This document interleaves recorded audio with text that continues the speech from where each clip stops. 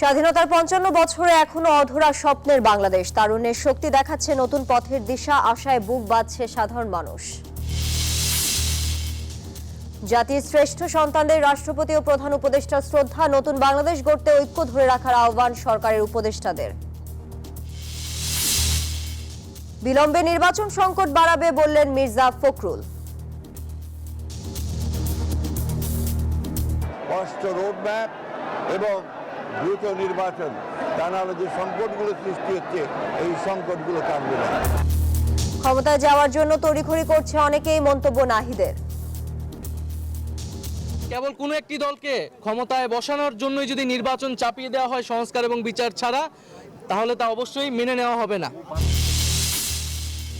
চীনের উদ্দেশ্যে ঢাকা ছেড়েছেন প্রধান উপদেষ্টা। বিএফএ সম্মেলনে উদ্বোধনী সেশনে দেবেন বক্তব্য, হতে পারে বেশ কয়েকটি সমঝোতা।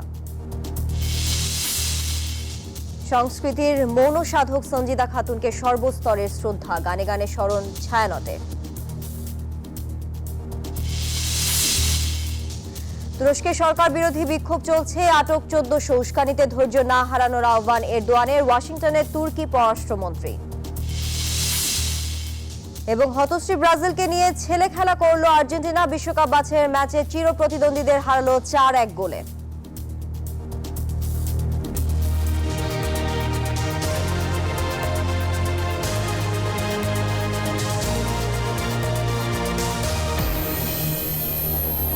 স্বাগত নিউজ 24 সংবাদের সাথে আছি তানিয়া হারুন। দেখছিলেন সংবাদ শিরোনাম, এবারে বিস্তারিত। স্বাধীনতার ৫৫ বছর পরও মুক্তিকামী মানুষের স্বপ্নের বাংলাদেশ এখনো অধরা। ফ্যাসিবাদী শক্তি আর স্বৈর শাসকের কবল থেকে বেরিয়ে মুক্তিকামী মানুষের বাংলাদেশ গড়ার লড়াইয়ে হোঁচট খেয়েছে বারবার, কিন্তু অদম্য ইচ্ছা কখনোই থেমে থাকেনি।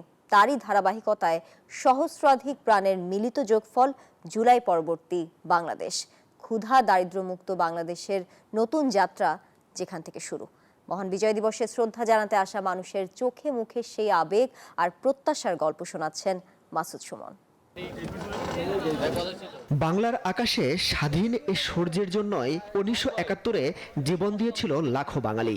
জাতির সেই বীর সন্তানদের শ্রদ্ধা জানাতে মহান স্বাধীনতা দিবসে জাতীয় স্মৃতিসৌধে মানুষের ঢল।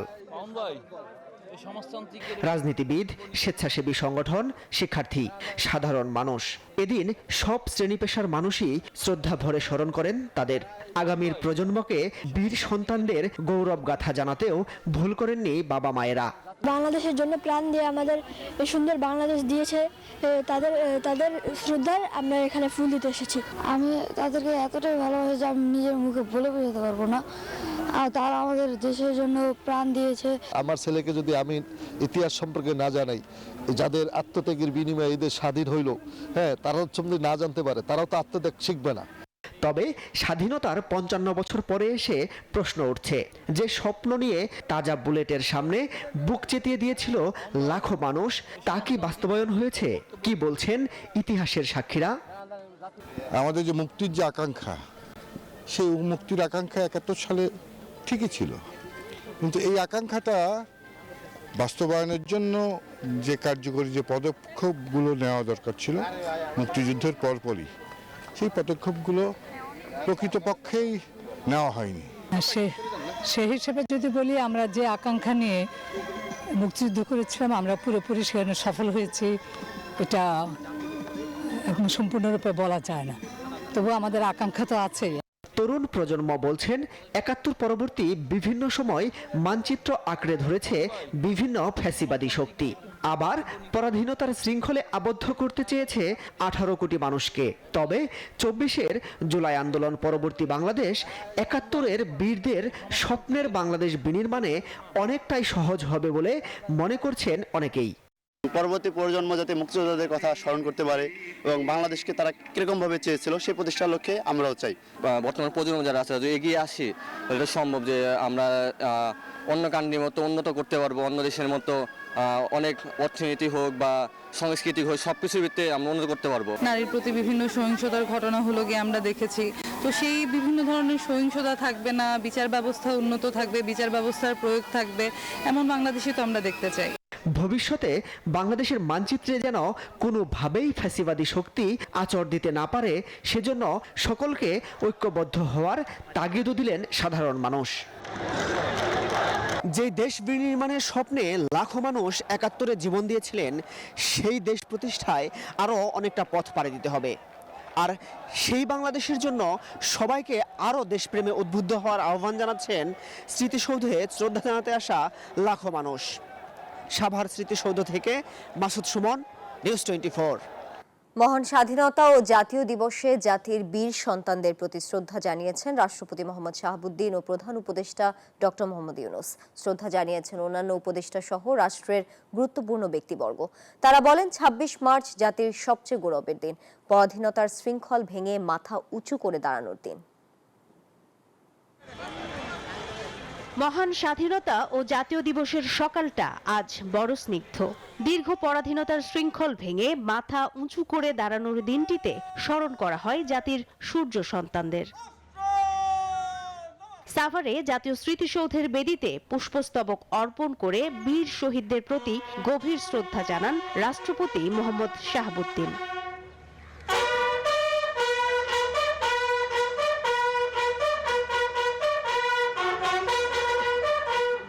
এরপর ভোর ৬টা ১১ প্রধান উপদেষ্টা ডক্টর মোহাম্মদ ইউনূস পুষ্পস্তবক অর্পণ করেন।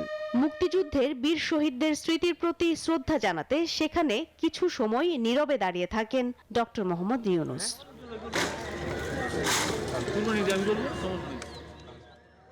পরে প্রধান বিচারপতি সৈয়দ রেফাত আহমেদ এবং সরকারের উপদেষ্টা সহ অন্যান্যরা শ্রদ্ধা জানান। এই দিবসে আমরা একটা আমাদের প্রতিটি ঘোষণা করি যে আমরা বাংলাদেশকে, নতুন বাংলাদেশে আরও সুখী সমৃদ্ধশালী দেশ হিসেবে গড়ে তুলব। বিশ্ব সমাজে যেন আমাদের কদর আরও বাড়ে, আর সাথে সাথে বাংলাদেশ মানুষ যেন সুখী সমৃদ্ধ হয়। আমরা মনে করি যে দেশের প্রত্যেকটা নাগরিক যতক্ষণ পর্যন্ত না মনে করবে তিনি স্বাধীন, তার বাক স্বাধীনতা আছে, তার ফ্রিডম অফ এক্সপ্রেশন আছে, ততক্ষণ পর্যন্ত আসলে ভূখণ্ড স্বাধীন হয়ে কোনো লাভ নেই। ৭১ অর্জিত স্বাধীনতাকে আমরা রক্ষা করার যেই কঠিন লড়াই, সেই লড়াইয়ের একটা অন্যতম ধাপ হচ্ছে ২৪। উপদেষ্টারা জানান স্বাধীনতার সুফল ধরে রাখতে ঐক্যের কোনো বিকল্প নেই।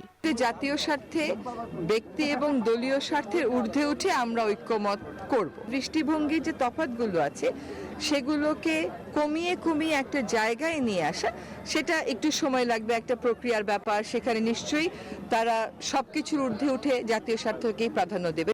পরে সর্বসাধারণের জন্য উন্মুক্ত করে দেয়া হয় শহীদ বেদি। স্বাধীনতার ৫৫তম বছর আজ। শহীদ বেদিতে শ্রদ্ধা নিবেদন করতে আসা সাধারণ মানুষরা বলছেন স্বাধীনতার সুফল এবার তারা চায় প্রত্যেকের ঘরে ঘরে, একই সাথে চায় বৈষম্যহীন নতুন বাংলাদেশ। মারুফা রহমান, নিউজ 24, সাভার স্মৃতিসৌধ, ঢাকা। নির্বাচন নিয়ে প্রধান উপদেষ্টার বক্তব্য অস্পষ্ট বলে মন্তব্য করেছেন বিএনপির মহাসচিব মির্জা ফখরুল ইসলাম আলমগীর। বলেন, ডিসেম্বরের মধ্যে নির্বাচন চায় বিএনপি। সকালে মহান স্বাধীনতা ও জাতীয় দিবস উপলক্ষে বিএনপির প্রতিষ্ঠাতা শহীদ রাষ্ট্রপতি জিয়াউর রহমানের মাজারে শ্রদ্ধা নিবেদনের পর তিনি এসব কথা বলেন। মির্জা ফখরুল বলেন, বিএনপি বারবার বলেছে নির্বাচনী রোডম্যাপ দেওয়ার জন্য, না হলে দেশের সংকট কাটবে না। এ সময় তিনি আরো বলেন, বিএনপি নির্বাচনের কথা বলে ক্ষমতায় যেতে নয়, জনগণের ভোটাধিকার আদায়ের জন্য। নির্বাচিত সরকারই পারে সংকট সমাধান করতে। ডিসেম্বর থেকে জুন ৬ মাস, সুতরাং এতে কোনো রোডম্যাপ দেওয়া হয়নি। আমরা বারবার বলে আসছি যে স্পষ্ট রোডম্যাপ এবং দ্রুত নির্বাচন, তা নাহলে যে সংকটগুলো সৃষ্টি হচ্ছে এই সংকটগুলো কাটবে না। আমরা বিএনপি ক্ষমতায় যাওয়ার জন্য নির্বাচনের কথা বলছি না। বিএনপি জাতির স্বার্থে, জাতিকে রক্ষা করার স্বার্থে, স্বাধীনতার সামর্থ্যকে রক্ষা করার স্বার্থে বিএনপি নির্বাচনের কথা বলছে, নির্বাচিত পার্লামেন্ট এবং সরকারের কথা বলছে। স্বাধীনতা দিবসে ৭১ ও ২৪-এর তুলনামূলক আলোচনায় সরব রাজনীতির মাঠ। বিএনপি নেতা মির্জা আব্বাস বলেছেন, এই দুটি বিষয়ের তুলনা করা মানে মুক্তিযুদ্ধকে খাটো করা। অন্যদিকে এনসিপির আহ্বায়ক নাহিদ ইসলাম মনে করেন ৭১ আর ২৪ আলাদা কিছু নয়। স্মৃতিসৌধে শ্রদ্ধা নিবেদন করে এসব কথা বলেন তারা। অন্যান্য দলের নেতারা বলেন, ভোটের অধিকার প্রতিষ্ঠায় দ্রুত নির্বাচন হওয়া জরুরি। জাতির শ্রেষ্ঠ সন্তানদের স্মরণ করতে স্বাধীনতা দিবসের সকাল থেকেই হাজারো মানুষের গন্তব্য সাভারের জাতীয় স্মৃতিসৌধ প্রাঙ্গণ। বিভিন্ন রাজনৈতিক দলের নেতাকর্মীরাও মিছিল নিয়ে শ্রদ্ধা জানান বীর শহীদদের প্রতি। বেশি সরব উপস্থিতি ছিল বিএনপির। মূল দলের পাশাপাশি অঙ্গ সংগঠনের বিপুল নেতাকর্মী বর্ণিল সাজে উপস্থিত হন স্মৃতিসৌধে। বিএনপির স্থায়ী কমিটির সদস্য মির্জা আব্বাসের নেতৃত্বে ফুল দিয়ে শহীদ বেদিতে শ্রদ্ধা জানানো হয়। মির্জা আব্বাস বলেন, ৭১ সালের মহান মুক্তিযুদ্ধের সঙ্গে ২৪-এর বিপ্লবের কোনো তুলনা চলে না। গণতন্ত্র প্রতিষ্ঠার স্বার্থে চলতি বছরের মধ্যে নির্বাচনের প্রত্যাশা তার। আজকে স্বাধীনতা দিবস প্রমাণ করবে দ্বিতীয় স্বাধীনতা বলে বাংলাদেশে কিছু নাই। যারা বলে তারা আজকে স্বাধীনতা দিবসকে একটু খাটো করতে চায়। প্রধান উপদেষ্টা উনি বলেছেন ডিসেম্বর নির্বাচন হবে, আমরা সেখানেই বিশ্বাস রাখতে চাই। বিএনপির পর নতুন রাজনৈতিক দল এনসিপি স্মৃতিসৌধে শ্রদ্ধা জানায়। দলটির আহ্বায়ক নাহিদ ইসলাম বলেন, ৭১ ও ২৪ ভিন্ন কিছু নয়। সংস্কার ও স্বৈরাচারের বিচার ছাড়া নির্বাচন নয়, সাফ জানিয়ে দেন তিনি। ৭১ এবং ২৪ আলাদা কিছু নয়, বরং ২৪-এর গণ অভ্যুত্থানের মধ্য দিয়ে ৭১-এর যে স্পিরিট সেটি পুনর্জীবিত হয়েছে। কেবল কোনো একটি দলকে ক্ষমতায় বসানোর জন্যই যদি নির্বাচন চাপিয়ে দেওয়া হয় সংস্কার এবং বিচার ছাড়া, তাহলে তা অবশ্যই মেনে নেওয়া হবে না। সময়ের সাথে সাথে জাতীয় স্মৃতিসৌধে আসেন বিভিন্ন রাজনৈতিক দলের নেতারা। গণতন্ত্র প্রতিষ্ঠার স্বার্থে দ্রুত জাতীয় নির্বাচনের দাবি জানান তারা। যে ব্যবস্থা একটা দল একজন ব্যক্তিকে চূড়ান্ত কর্তৃত্ববাদী শাসকে পরিণত করে, সেই জমানার আমরা অবসান করতে চাই। ভালো সংস্কার করে নির্বাচন ডিসেম্বর কেন, তার আগেই বাংলাদেশে সম্ভব বলে আমরা মনে করি। অনেকের অভিযোগ, গত ১৫ বছরে গণতন্ত্র হরণ করে স্বাধীনতার চেতনা ধূলিসাৎ করা হয়েছে। স্বাধীনতা পরবর্তী সময়ে ইতিহাসকে ব্যাপকভাবে একপেশে করা হয়েছে এবং মুক্তিযুদ্ধের ইতিহাসকে আওয়ামী লীগ নিজেদের একক সম্পত্তি বানিয়ে ফেলেছে। দেশের যারা ভবিষ্যৎ তরুণ শক্তি, তারা দুচোখ ভরা স্বপ্ন নিয়ে বাংলাদেশকে নতুন রঙে রাঙাতে চায়, তাদের সেই স্বপ্নের বাস্তবায়ন হবে। ভবিষ্যতে সমৃদ্ধশীল ন্যায্যতা ভিত্তিক রাষ্ট্র গঠনের জন্য আমাদের যে চিন্তা ভাবনা, আমাদের দলের কিন্তু মূল চিন্তা ভাবনা সেটাই। দেশের প্রশ্নে যে কোনো সংকট মোকাবেলায় জাতীয় ঐক্য ধরে রাখার আহ্বান জানান রাজনীতিবিদরা। এক সাগর রক্তের বিনিময়ে অর্জিত হয়েছিল বাংলাদেশের মহান স্বাধীনতা, কিন্তু স্বাধীনতার ৫৪ বছর পরও এর প্রকৃত স্বাদ কি পেয়েছে জাতি, সেই প্রশ্ন ঘুরে ফিরে আসে বারবার। তবে নানা অপূর্ণতা ও অপ্রাপ্তি থাকলেও মহান স্বাধীনতার চেতনায় বলীয়ান হয়ে বাংলাদেশের সার্বভৌমত্ব রক্ষার দৃপ্ত শপথ নিয়েছেন রাজনীতিবিদ সহ সর্বস্তরের মানুষ। সাইফুল ইসলাম, নিউজ 24, জাতীয় স্মৃতিসৌধ, ঢাকা। মহান স্বাধীনতা দিবস উপলক্ষে বাংলাদেশের জনগণকে অভিনন্দন জানিয়েছেন মার্কিন পররাষ্ট্রমন্ত্রী মার্কো রুবিও। দেশটির পররাষ্ট্র মন্ত্রণালয়কে বিবৃতিতে অভিনন্দনের কথা জানানো হয়। সেই সঙ্গে বাংলাদেশকে এগিয়ে নিতে যুক্তরাষ্ট্রের সমর্থন অব্যাহত থাকবে বলেও জানান তিনি। পাকিস্তান হানাদার বাহিনীকে বিতাড়িত করে স্বদেশ বিনির্মাণের ৫৪তম বার্ষিকীতে পৌঁছেছে বাংলাদেশ। এরই মধ্যে অভিনন্দন জানিয়েছে বিশ্বের বহু দেশ। এরই ধারাবাহিকতায় মহান স্বাধীনতা দিবস উপলক্ষে বাংলাদেশের জনগণকে অভিনন্দন জানিয়েছেন মার্কিন পররাষ্ট্রমন্ত্রী মার্কো রুবিও। বুধবার মার্কিন পররাষ্ট্র দপ্তরের ওয়েবসাইটে প্রকাশিত এক বিবৃতিতে উজ্জ্বল ও গণতান্ত্রিক ভবিষ্যতের পথে বাংলাদেশের যাত্রায় পাশে থাকার বার্তাও দেন তিনি।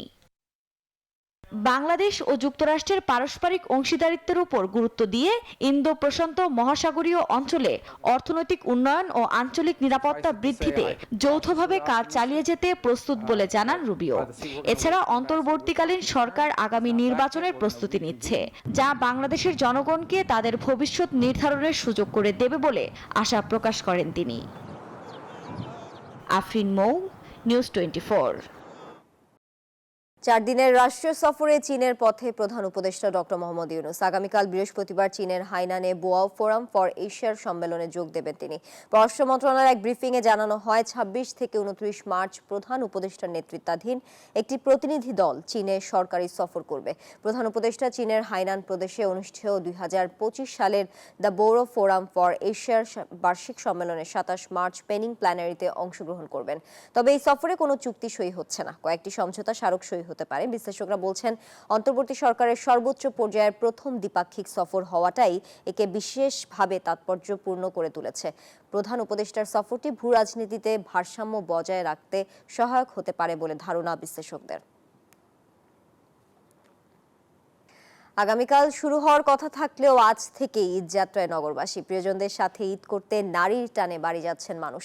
ঈদযাত্রার টিকিট না পেয়ে তাই একদিন আগেই ঢাকা ছাড়ছেন অনেকে। রেল উপদেষ্টা বলছেন, ঈদের টিকিটের চাহিদা বাড়ে 6 গুণ। তাই রেলের সংখ্যা বাড়ানো না গেলে এই সমস্যার সমাধান সম্ভব না। প্রিয়জনের সাথে ঈদ উদযাপন করতে নারীর টানে বাড়ি ফিরতে কমলাপুর রেল স্টেশনে সকাল থেকে হাজারো মানুষের ভিড়। স্বাধীনতা দিবসের ছুটির সাথে বাড়তি একদিনের ছুটি যোগ করেছেন অনেকে। সব মিলিয়ে 11 দিনের লম্বা ছুটি। কেউ কেউ টিকিট না পেয়ে একদিন আগেই রওনা হয়েছেন। অন্যান্যবারের তুলনায় এবার হচ্ছে একটু আমরা আগে চলে যাচ্ছি, লম্বা একটা ছুটি। তো আজকে তুলনামূলকভাবে হচ্ছে মানে আগে যেরকম একটু আগে গেলে একটু হালকা থাকতো, ওইটা নাই আর কি, একটু ভিড় আছে। এদিন কমলাপুর রেল স্টেশন পরিদর্শন ও যাত্রীদের সাথে কুশল বিনিময় করেন রেল উপদেষ্টা মোহাম্মদ ফজলুল কবির খান। বলেন, দুর্নীতি ও অপচয় রোধে কাজ চলছে। এ সময় অনলাইনে টিকিট জালিয়াতির সাথে রেলের কেউ জড়িত থাকলে কঠোর ব্যবস্থা নেওয়ার হুঁশিয়ারিও দেন তিনি। দুর্নীতি যাতে কমে এবং অপচয় যাতে বন্ধ হয় সেই জন্য আমরা কার্যকর ব্যবস্থা নিচ্ছি। এই অবস্থার আরেকটা কারণ হচ্ছে যে বিনা টিকিটে অনেক যাত্রী রেলওয়ে সেবা, আপনি জানেন রেলওয়ের সেবার মূল্য তুলনামূলকভাবে অনেক কম। এত সত্ত্বেও কিছু কিছু এলাকার যাত্রীরা আছেন যারা ভাড়া দেন না। বৃহস্পতিবার থেকে ঈদযাত্রায় সারা দেশে যুক্ত হচ্ছে 5টি স্পেশাল ট্রেন। সব মিলিয়ে রাজধানী থেকে 70টি ট্রেনে চেপে কিছুদিনের জন্য যান্ত্রিক জীবন পেছনে ফেলে বাড়ি যাবেন রাজধানীবাসী। কিছুদিনের জন্য ঢাকা হারাবে তার চিরচেনা রূপ। Desk report, news 24।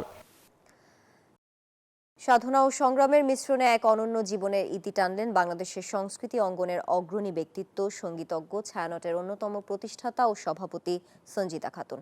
সর্বজনের শ্রদ্ধা নিবেদনে বুধবার দুপুর 12টায় তার মরদেহ আনা হয় ছায়ানট সংস্কৃতি ভবনে। তার মৃত্যুর সংবাদ ছড়িয়ে পড়ার পর দেশের শিল্প সাংস্কৃতিক অঙ্গনে শোকের ছায়া নেমে আসে। আত্মীয় স্বজনদের পাশাপাশি তার সহযোদ্ধা, সহশিল্পী, শিক্ষার্থী ও গুণমুগ্ধরা শোক প্রকাশ করেন। তারা জানান, সঞ্জিদা খাতুনের পথচলার সুদীর্ঘ ধারায় কখনো ছেদ পড়েনি, বরং উত্তরোত্তর নতুন নতুন দায় কাঁধে তুলে নিয়েছেন তিনি।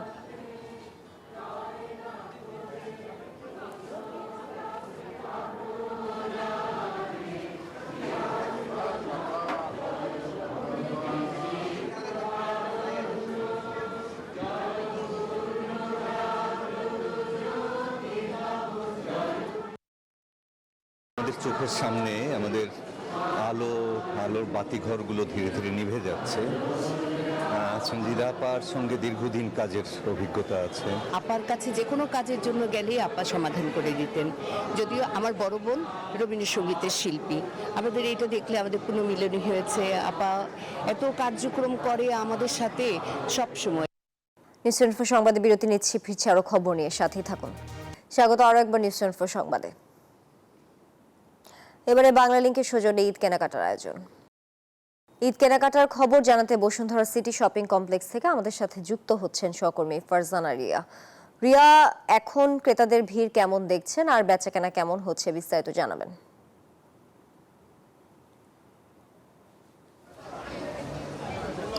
ধন্যবাদ তানিয়া। এই মুহূর্তে আমি আছি রাজধানীর বসুন্ধরা শপিং কমপ্লেক্সে। আজকে যেহেতু ছুটির দিন, এই ছুটির দিনকে কাজে লাগিয়ে কিন্তু শেষ মুহূর্তে কেনাকাটার জন্য ক্রেতার সমাগম বেড়েছে এই শপিং কমপ্লেক্সে। সকাল 11টা থেকে শুরু করে এখন পর্যন্ত কিন্তু যতদূর দেখা যাচ্ছে ক্রেতার সমাগম অনেক বেশি।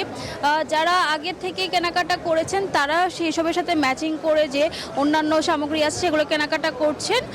কেউ হচ্ছে কানের দুল, ব্যাগ, পারফিউম এগুলো কিনছেন, জুতা কিনছেন। আবার যারা এখনো আগে আসতে পারেননি, কেনাকাটা করতে পারেননি, তারা আজকে এই সময়টিকে কাজে লাগিয়ে দিচ্ছেন। যেহেতু আমাদের রোজার আর বেশ কিছুদিন বাকি আছে, 4-5 দিনের এই শেষ সময়টাকে তারা কিন্তু কাজে লাগাতে যাচ্ছে, যার ফলে কিন্তু ক্রেতারা আসছেন এবং পছন্দ মতো জামা কাপড় কেনাকাটা করছেন। কেউ একা আসছেন, কেউ আবার পরিবার নিয়ে আসছেন। বেশিরভাগ দেখা যাচ্ছে যে পরিবার নিয়ে আসছেন এবং তাদের পছন্দ মতো কেনাকাটাটা করে নিয়ে যাচ্ছেন। পুরুষদের প্রত্যেকটি ব্র্যান্ডের শোরুমে কিন্তু দেখা যাচ্ছে যে তরুণ থেকে শুরু শুরু করে মধ্যবয়স্ক কিংবা বয়স্ক যারা আছেন প্রত্যেকে কিন্তু কেনাকাটা করছেন।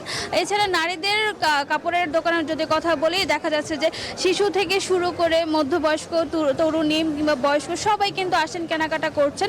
ক্রেতাদের সাথে কথা বলে জানা গেছে যে আসলে অনেকেই কর্মব্যস্ততার কারণে কিন্তু রোজার শুরুর দিকে ওইভাবে কেনাকাটা করতে পারেননি, যার ফলে তারা অপেক্ষায় ছিলেন যে শেষের দিকে তারা এসে কেনাকাটা করবেন। তার উপরে আজকে যেহেতু সরকারি ছুটির দিন, এই দিন কিন্তু তারা কাজে লাগিয়েছে এবং কাজে লাগিয়ে কিন্তু তারা তাদের কেনাকাটা করছেন। সবকিছু মিলেই কিন্তু ক্রেতার সমাগমে মুখরিত হয়েছে বসুন্ধরা সিটি কমপ্লেক্স। ক্রেতারা আসছেন এবং তাদের মন মতো করে কেনাকাটা করে নিয়ে যাচ্ছেন। বিক্রেতারা বলছেন যে বেলাবার সঙ্গে সঙ্গে এই ক্রেতার সমাগম আরও বাড়বে এবং সন্ধ্যা নাগাদ এই সমাগমের তাদের বেচা বিক্রি আরও বেশি হবে। এই ছিল বসুন্ধরা সিটি কমপ্লেক্স থেকে আমার কাছে সর্বশেষ। রিয়া, আপনাকে ধন্যবাদ যুক্ত থাকার জন্য। ঈদের কেনাকাটার আরো খবর জানাতে এবারে মোহাম্মদপুর থেকে আমাদের সাথে যুক্ত হচ্ছেন সহকর্মী সাদ আহমেদ দীপ। দীপ, বিপণী বিতানগুলোতে ক্রেতাদের ভিড় কেমন দেখছেন আর ক্রেতা বিক্রেতারা কি বলছেন?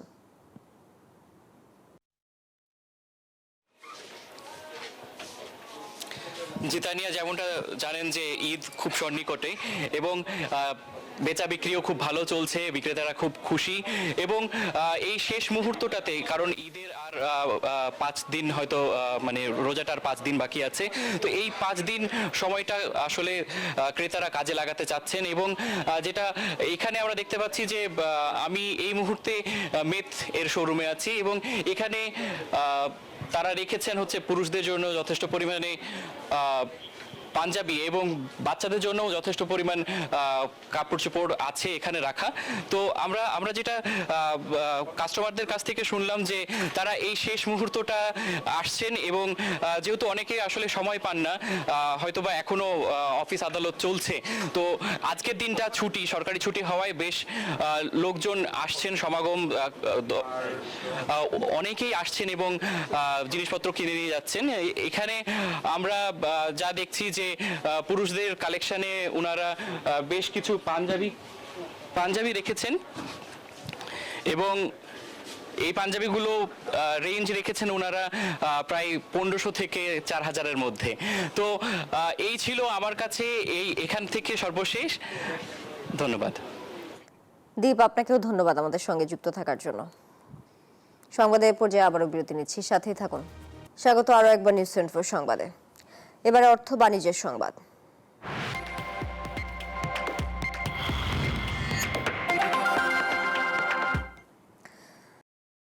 চাল রপ্তানিতে নিষেধাজ্ঞা প্রত্যাহার করেছে ভারত, যা দেশটির কৃষি রপ্তানি দ্বিগুণ করার লক্ষ্য অর্থনৈতিক প্রবৃদ্ধি অর্জনের ক্ষেত্রে গুরুত্বপূর্ণ ভূমিকা রাখবে। ফাইন্যান্সিয়াল টাইমসের প্রতিবেদনে বলা হয়, এমন এক সময়ে মোদী প্রশাসনের সিদ্ধান্তটি এলো যখন কৃষি ও খাদ্য রপ্তানি বৃদ্ধির মাধ্যমে কৃষকের আয়ের উন্নতি এবং দেশের অর্থনৈতিক প্রবৃদ্ধি বাড়ানোর লক্ষ্যে কাজ করছে নয়াদিল্লি। সেই সাথে কৃষি খাতের গুরুত্বও বেড়েছে, যেখানে কৃষি খাতে নির্ভরশীল প্রায় 42% ভারতীয়। 2023 সালে প্রায় 14 মিলিয়ন টন চাল রপ্তানি করেছে ভারত। 2024 সালের সেপ্টেম্বর থেকে 2025 সালের অক্টোবর পর্যন্ত রেকর্ড 21.5 মিলিয়ন মেট্রিক টন চাল রপ্তানির সম্ভাবনা রয়েছে। এবার আন্তর্জাতিক সংবাদ। ইস্তাম্বুলের মেয়রের মুক্তির দাবিতে 8ম দিনের মতো তুরস্কে বিক্ষোভ চলছে, সেই সঙ্গে চলছে ধরপাকড়। এখন পর্যন্ত 1400 বিক্ষোভকারীকে আটক করা হয়েছে। তবে বিরোধীদের উস্কানিতে সরকার নতি স্বীকার করবে না বলে হুঁশিয়ারি দিয়েছেন প্রেসিডেন্ট এরদোয়ান। সেই সঙ্গে ধৈর্যের সাথে পরিস্থিতির মোকাবেলার কথা জানান তিনি। এদিকে দেশের চলমান সংকটে যুক্তরাষ্ট্রকে পাশে চাইছেন এরদোয়ান। ওয়াশিংটন সফরে পাঠিয়েছেন তুর্কি পররাষ্ট্রমন্ত্রী হাকান ফিদানকে। ইস্তাম্বুলের মেয়রকে গ্রেফতারের ঘটনা যেন ক্রমেই সরকার পতনের আন্দোলনে রূপ নিচ্ছে। তুর্কিদের ক্ষোভ যেন পরিণত হয়েছে জনরোষে। গেল দিনেও বিক্ষোভে উত্তাল ছিল রাজধানী ইস্তাম্বুল। এরদোয়ান বিরোধী এই বিক্ষোভে সাধারণ জনতার পাশাপাশি বিভিন্ন বিশ্ববিদ্যালয়ের শিক্ষার্থীরা এখন সবচেয়ে সক্রিয় ভূমিকা রাখছে। ফলে ব্যাপক ধরপাকড় ও পুলিশি মারমুখী অবস্থান সত্ত্বেও বিক্ষোভ দমাতে ব্যর্থ হচ্ছে এরদোয়ান সরকার। এতে প্রধানমন্ত্রী ও প্রেসিডেন্ট হিসেবে 2 দশকেরও বেশি সময় ক্ষমতা ধরে রাখা এরদোয়ান এবারই রাজনৈতিকভাবে সবচেয়ে শক্ত চ্যালেঞ্জের মুখে পড়েছেন। এই কঠিন সময়ে সর্বোচ্চ ধৈর্য ধরার আহ্বান জানান তিনি। আমরা খুব কঠিন সময় পার করছি, সংযমের সাথে কাজ করতে হবে। আমরা কোনো উস্কানি বা ক্রোধের কাছে আত্মসমর্পণ করব না। এমন কোনো পথ গ্রহণ করব না যার পরিণতি বিপর্যয় ডেকে আনতে পারে। এদিকে দেশের চলমান সংকটে যুক্তরাষ্ট্রকে পাশে চাইছেন এরদোয়ান, যার জেরেই চলমান এই সহিংসতার মধ্যেই ওয়াশিংটন সফর করছেন তুরস্কের পররাষ্ট্রমন্ত্রী হাকান ফিদান।